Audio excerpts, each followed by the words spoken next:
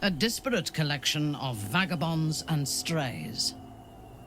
Did you have anyone particular in mind? She is tolerable, but her faith in the Lady of Loss is poisonous.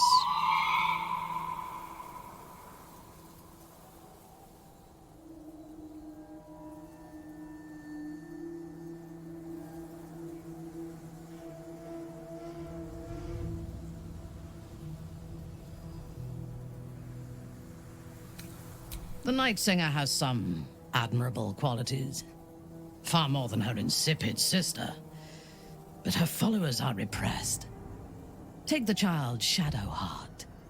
She does not even know who she is, but still manages to pity herself.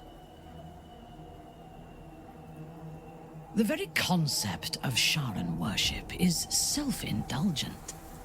They would have you think every whispered word and hidden thought is of value, but it is not so. I have performed 1,000 interrogations, squeezing out the most guarded secrets held in heart, mind, and soul. I can tell you this. When the trivial parts have been whittled away and I have sifted through what remains, in most cases, a person amounts to nothing at all.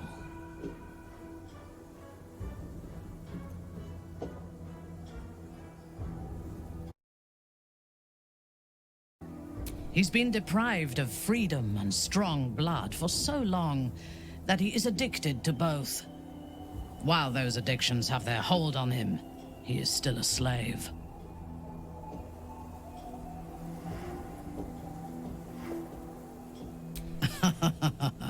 No. He is well aware that I would exsanguinate him entirely if he flashed his fangs at me. Free. What purpose does he have that does not involve his master? He fears him, he hates him, he dreams of him, and he will either kill him or die trying. Astarion is no more free of Cazador than you or I are free of our tadpoles. He will only be free when Cazador is dead, and that is as it should be. When the time comes, we must hope that he does not only take Cazador's long life, but the power that has sustained him as well. I have encountered few Githyanki in my life. Those that I did were raiders. They croaked out pleas for mercy in their alien tongue as they died. Meeting Lae'zel makes me wish I knew more of their culture.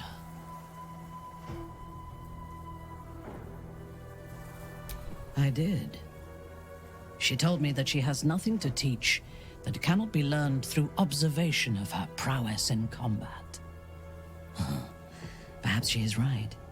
She certainly cuts a striking figure in battle. There is a precision to her ferocity that I admire.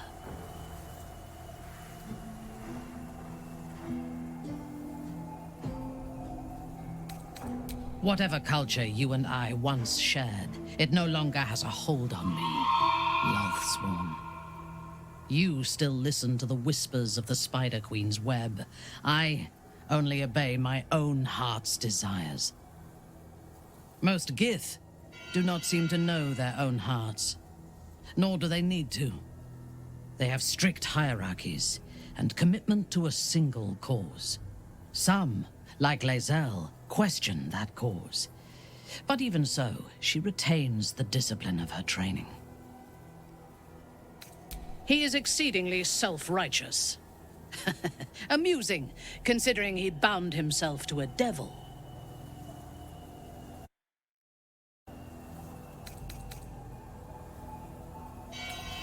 Then do not suffer him.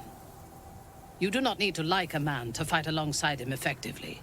And Will is a good soldier. I would rather be allied with a warlock than the spoiled son of a noble who has more experience with diplomats than devils. The wizard? No. It is pointless. In my experience, the moment they leave their libraries, wizards have the life expectancy of a gnome in a war.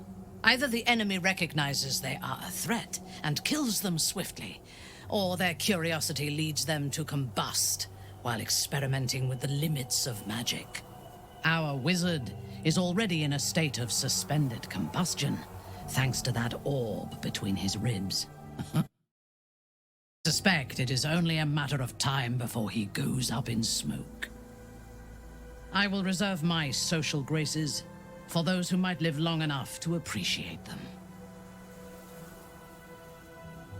One so ferocious and unassailable in battle, and yet so fragile and impermanent in their very being. I often think of mortality as a curse. In time, all that I am and all that I have known and learned will be lost. In time, our cities will be dust.